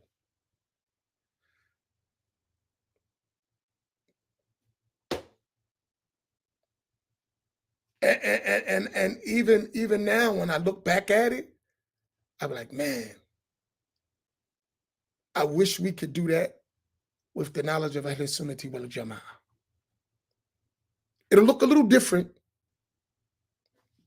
but man, and the people in the nation could say the same thing, similar, right? The nation would have those same stories at that time. We need to revive that spirit. We don't need to revive the falsehood, of course. We all know that. We learned our deen. But that spirit that made Black people proud, successful, strong in their as a Muslim in their mind, we need that mind. Because the mind we got now is the most cowardice, soft, weak, defeated mentality you can imagine. It's a slave mentality.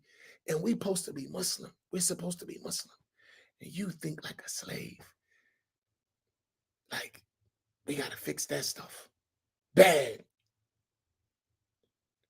And we can do it. But we got to have real talk. We got to have real talk. We got to have real talk. And we got to say that stuff that hurts. Right? I told one of our younger brothers that's studying overseas, we were talking. And we were talking about, and let me put something out. I got to do it my way. Don't get mad. Send this message to Dawood Adib. Dawood Adib, Amin Muhammad would like to have a real public interview with you. No sensitivities, straight, real, hardcore talk. I think me and you could do a great service to Black community if me and you had a real face-to-face. Well, it don't have to be face-to-face. Face-to-face is better, like we had before. But with our understandings now, right? Dawood Adib, I'm gonna put it up. So I know y'all like fitna, so y'all go spread it.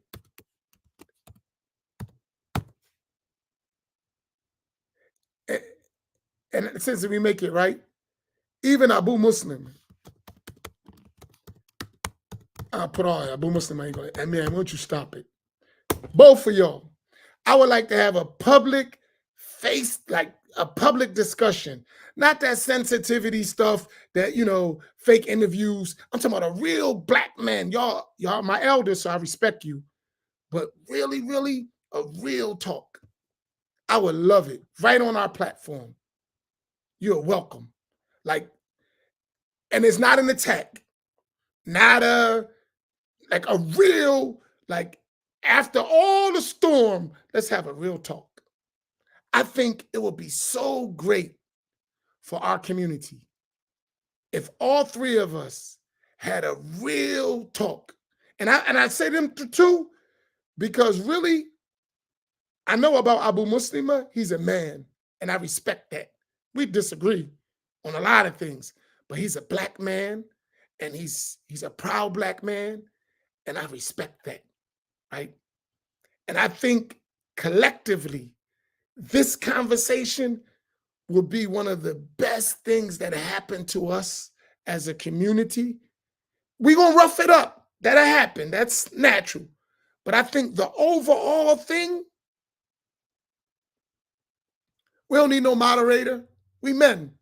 We don't need no moderator. Us, we'll moderate, right? I think not these young guys who's too sensitive.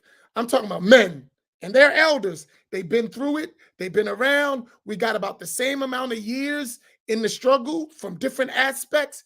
We can have a beautiful conversation. I put it out there. I await your response. I think it would be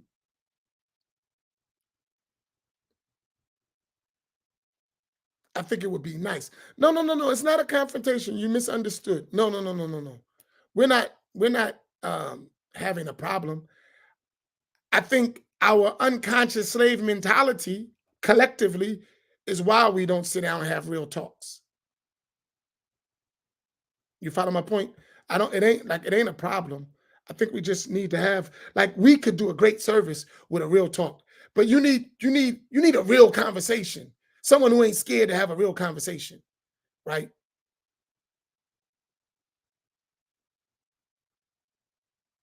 Right.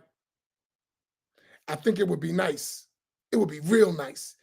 Like when men talk, like real talk, it ain't all sensitive, man, it could go a long way for us because we're at the end, and I'm younger than them, but we at the end of our careers.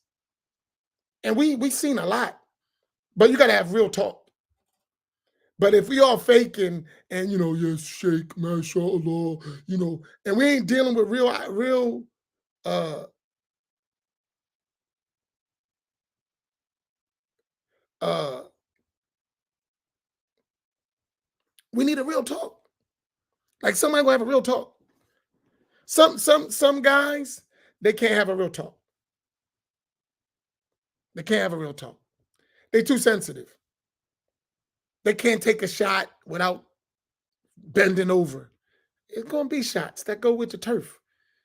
Everybody gonna shoot some shots. That's a part of it. But at the end, if we men, we're gonna get something done. Y'all follow my point? But Imam Amin starting trouble. It's much needed trouble. Don't worry about it. It'll be good. It'll come out.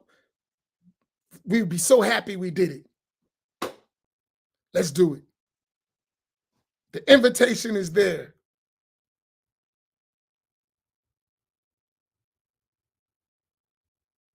Y'all got it?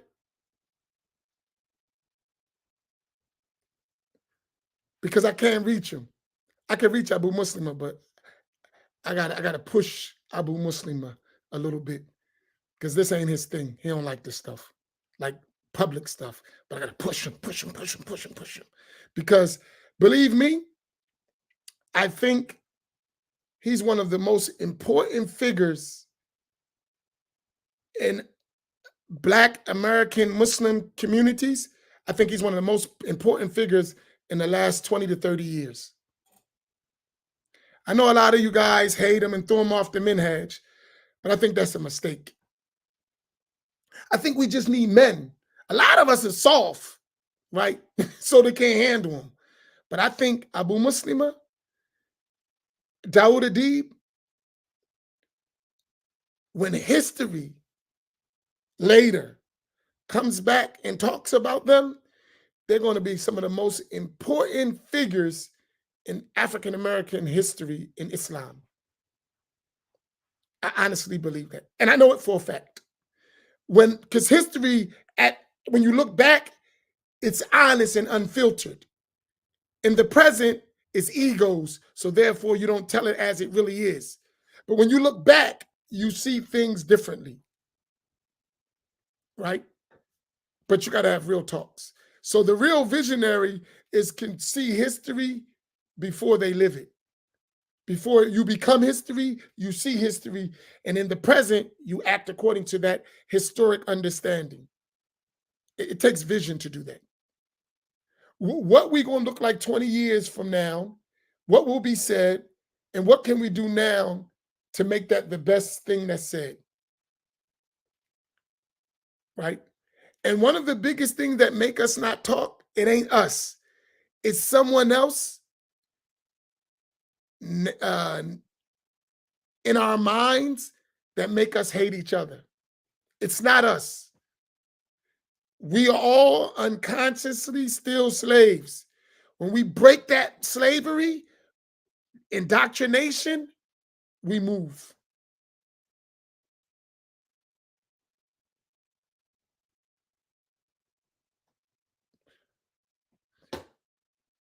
Muawi, I wasn't talking about you. Why are you so egotistical? No, I'm joking.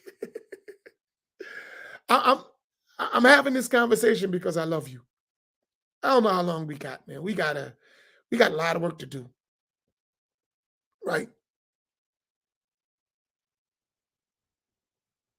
We got a lot of work to do. Seriously. Hey, Furkan, I put it out there. See, and that's the problem. They are relevant. You got to make them relevant. They're more relevant than these young guys who you think are relevant. These young guys ain't even put in no work yet. You guys ain't really struggled. Y'all ain't built nothing. Y'all not in it yet. You still got a long way to go. These guys, they've been in it for 40 years of actual work. You see my point? It's a big difference. A big difference. And they've matured where they're not blind followers to a complete extent, right? They got some issues that we all got to work out, me too. But what I can say is we're smelling the coffee, right? Some people still drinking the Kool-Aid. They just changed the flavor, but it's still Kool-Aid. They're old enough where they smell the coffee and they ain't drinking the Kool-Aid fully. That's the difference. You got some of these young guys, they still drinking Kool-Aid. They just use cherry flavor. Now they turned it to grape or lemon lime. It's still Kool-Aid. And they ain't smelled the coffee.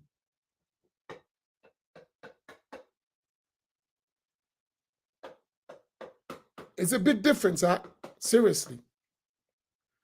Because this conversation is not a knowledge test. It's not, let me see who's more knowledgeable. It ain't that kind of conversation.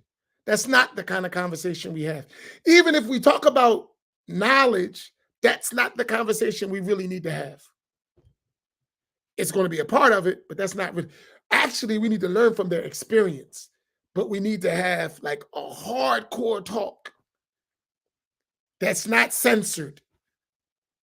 Nah, we talking, we brothers. Let's kick it. Do you understand my point? You follow what I'm talking about? So now that'll spread, and I await. And guess what? That's the problem. That's continued to be our problem. We don't listen to our elders. We don't even want to talk to our elders. That's our problem. And that's why we keep repeating the same mistakes, because we never listen to our elders. We never really sit down and have a real talk. That's why we keep doing the same thing over and over again. Maybe if we sat down and had real talk with our elders, like the birds and the bees, you know, when you become adult, right? When you sit down and say, listen, man, let me tell you something, young punk. Right? No, seriously. Right? I remember, I'll give you a story. This is longer than I thought it would be, but this is important. I was talking to my nephew one time, right? I'm gonna tell you a personal story. When we left, I don't know, my nephew might have been 10, maybe 9, something like that, when we caught our federal case.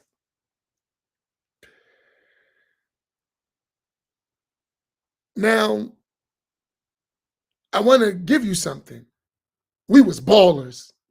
We was getting money, real money, right? At top levels, right? We wasn't little guys, big guys, right?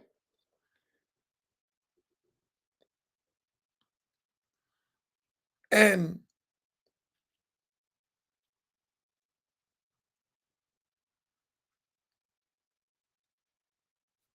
I was talking to him, right? We went to visit him. He court case, we went to visit him in jail, me and my brother. And we was talking. This is before. I said, this Negro ain't finished. He getting ready to go back to jail. My brother was like, why don't you stop being so damn mean? I was like, he's full of it. He gonna end up in jail again. He was in jail. We talking. And I'm listening to him. Now this is after we did our bid. We did all this time. I'm out. I'm like, this Negro, young punk, right? That's what I was saying to myself. Right? Like this nigga going back to jail. Excuse the hard talk. This is real talk. And my brother's like, yo, man, you gotta lighten up. And I told him, like, I ain't impressed. You tripping, right?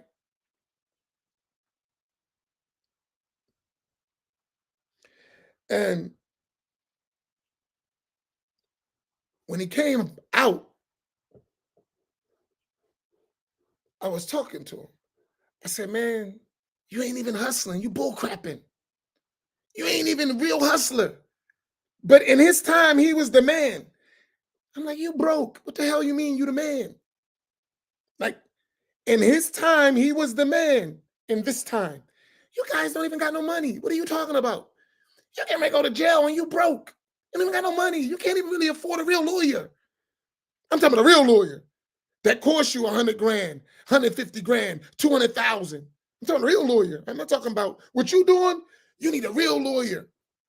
Not you get for 5 grand. That's not a lawyer. You're going to jail. You need a real lawyer. You can't even afford that. And you need to figure you're going to do 20 years, 10 years. You need money for that. I mean, you really in the game, buddy. You're playing in the big leagues. And he was looking at me. Like, oh, here's y'all think you're nah, I'm telling you, I lived it. You tripping. And guess what? Exactly what I told him came to be true.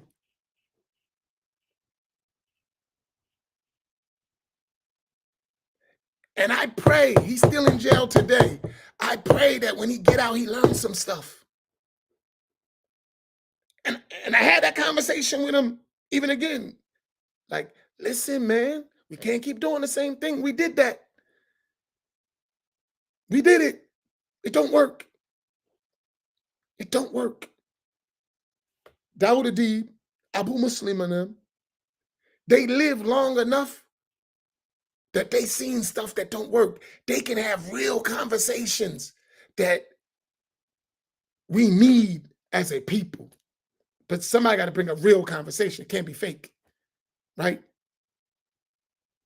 If we talking and all of us were real players and we have a conversation, it's going to be different, right? It's going to be different.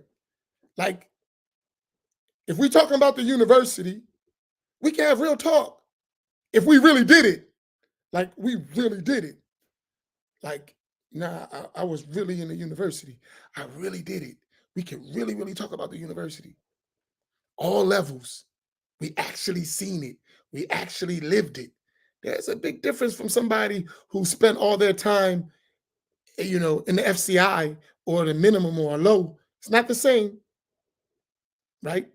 To actually see what these people really do who never experienced it. You don't even know what diesel therapy looks like. How are you going to talk about it? You don't know what it look like. You don't know what they'll do to you in those jails. I do, right? I seen it. I lived it.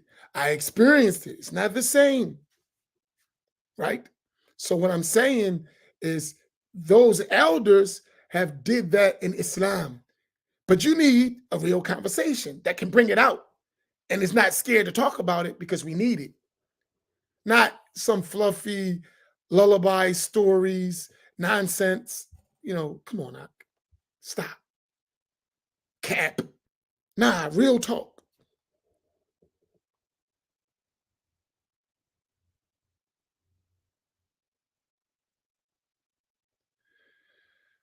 So I just think that's the experience. All right, I'm gone. I think I started enough trouble. I didn't mean to, but I really, with the little bit of life I got left, and may Allah make that little life long, I want to make a change. I want to make a change. I really do. But none of us are an island. We can't do it by ourselves. So we need like-minded people, and we need to overcome all that stuff. But we need that real talk, right? We need that real talk. And that's why I said what I said. No, it ain't a debate. We don't need no debate. We could debate too, but we don't. That is not what we need, right? We're not saying that might not happen in the process, but that's not what we're doing.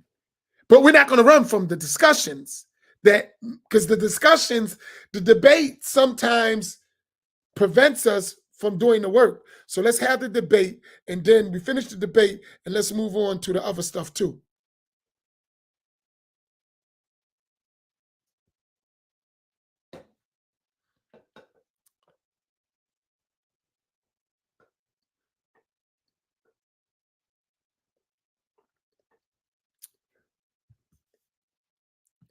That's true, Queen Soda. I'm not old, but guess what? If we have a real talk and we talk, and you go through the experience, you'll see how old I am, even though I'm young. When we start talking about the real stuff we talk about, you'll see how old I am just by my experience. Like when we talk about real talk stuff, oh, this guy is young, but he's old. He's young, but he's old because of the experience, right? And that experience, you can't pay for that. Experience is something you can't pay for. It's a gift that Allah has given us, but we got to be able to extract from it.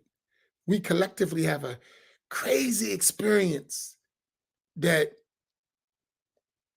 I'm telling you, if we ever took our experience collectively, we could change the world, not just our own condition. But our experience goes in the graveyard with us because we don't benefit from it. Our experience goes into the graveyard with us. We won't be doing the same thing if we just talk to our elders who preceded us in real talk. They already did the stuff we're talking about. They already did it. And they shown us how it don't work. And they actually have an idea of what we need to do. They just can't do it by themselves. Our elders they full of stuff, right?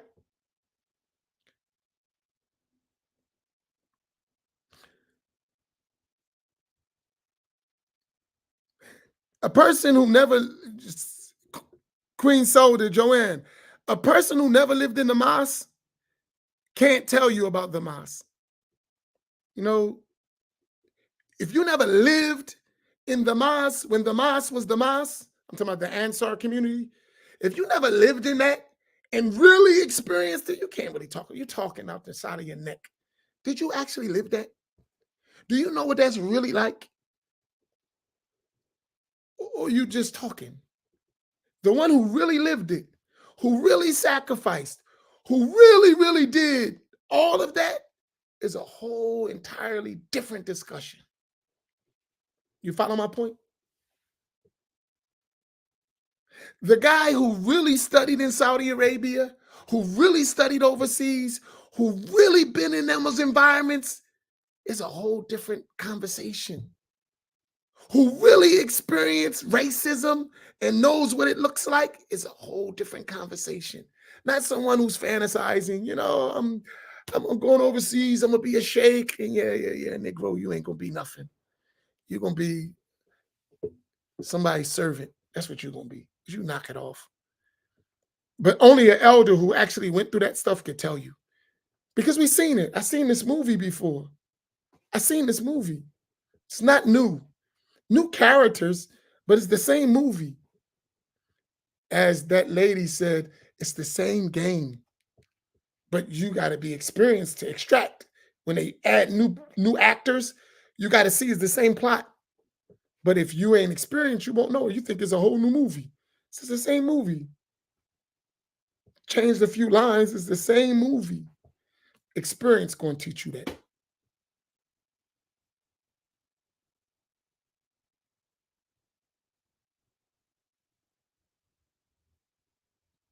All right, we out. So I'm expecting a phone call. I put an outward challenge. Respond. Let's go. Let's have a conversation. And it's not a bad way. Seriously, I have no evil intent whatsoever, right? And if I could really, me and Abu Muslim, we have this talk, so that's easy. I just got to get him on live, right, and have a real talk. But far as us as brothers, we kick it all the time. We have these real talks privately, but that's just between me and you. We need to have a talk. And Dawood Adib, well, I say because this is our problem still today in the Black community. It's only in the Black community where it's a big, big problem. It's not in the other communities. They already working together and uniting and building. We staying in the same spot. The same people with the same ideas. Other people, they working together. It's the Black people that are not working together. And that's by design. It takes all of us from different aspects to come together, see it, and work it out. So that's why I'm saying them, because I believe they can recognize the whole experience and have a real talk. And they're my elders, so I want to learn from them too, right? I want to benefit from their experiences as well. But because someone made veils between us, we can't even really be close to each other. Someone else made those veils. We didn't make them. We would be just Black brothers and sisters who really came from the same experiences, inner city, same stuff.